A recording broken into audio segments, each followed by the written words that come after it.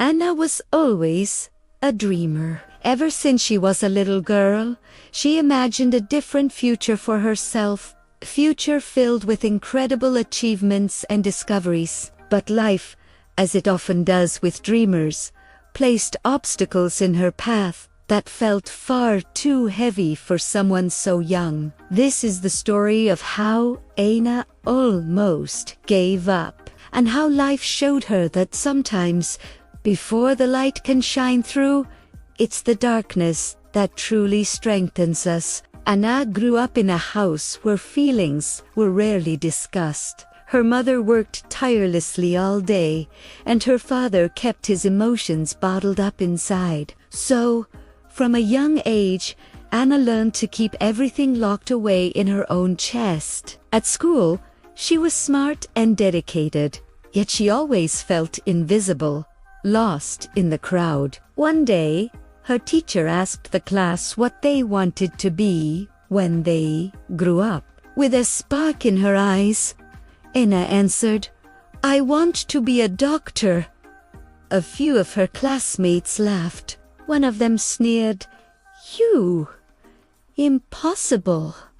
That's for rich people." Anna managed a small smile on the outside, but inside, those words stung.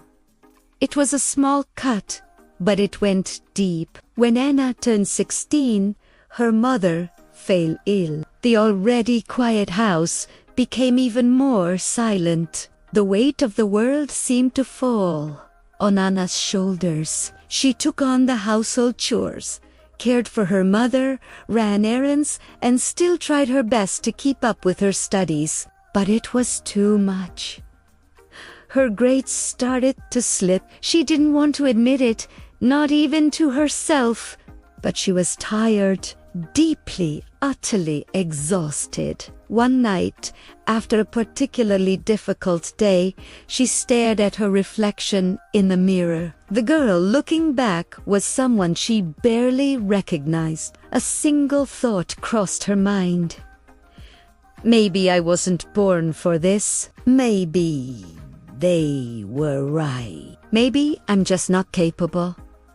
It was the first time she truly felt the urge to give up. One afternoon, seeking refuge in the school library, Anna stumbled upon an old, forgotten book with no cover. As she flipped through the worn pages, she found a sentence handwritten in the margin.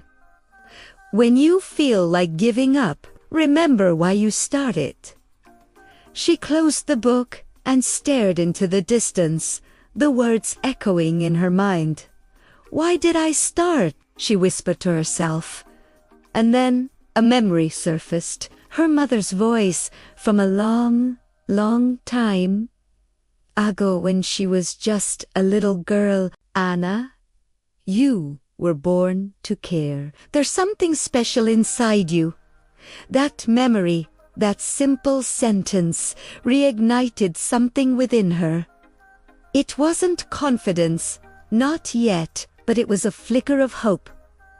And for now, that was enough. At 18, Anna decided to apply for a scholarship to a preparatory course for medical school. She studied with a burning intensity, dedicating every spare moment she had. She poured everything she had into that application, into that exam. But she didn't get it. When she saw the rejection email, her world crumbled. She broke down and cried, not just because of the test, but because it felt like the entire universe was screaming at her to stop, to give up. That was her first big fall, the first time life knocked her down hard. Anna could have quit right there. No one would have blamed her, but she didn't. The very next morning, she woke up early, found an old notebook, and made a decision. She would study on her own, even without the best books, even without a reliable internet connection. even without anyone holding her hand and telling her she could do it. She studied anywhere she could find a quiet corner, in parks, in libraries, on the bus, during her commute. And slowly, little by little, with each page she read and each problem she solved, she wasn't just learning, she was growing stronger. At 19, Anna got a simple job as a shop attendant to help support her family. Her days were a blur of constant motion. She worked all day, studied late into the night, and cared for her mother during her breaks. She survived on 4 hours of sleep a night. Her body ached, and her mind begged for rest. That old, familiar question often crept back into her thoughts. Can I really do this? But something had changed. Now, when that question appeared, another voice answered, a voice that said, I don't want to give up. And that refusal, that simple act of defiance, changed everything. One day, a well-meaning friend sat her down. Anna, the friend said gently, forget this college dream.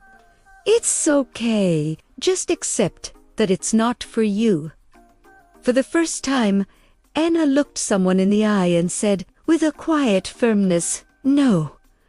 It was a small word, but it was powerful. It was the first time she had ever said no to someone else's expectations, and a resounding yes to herself and her own dream. At 21, Anna tried again. She took the entrance exam once more.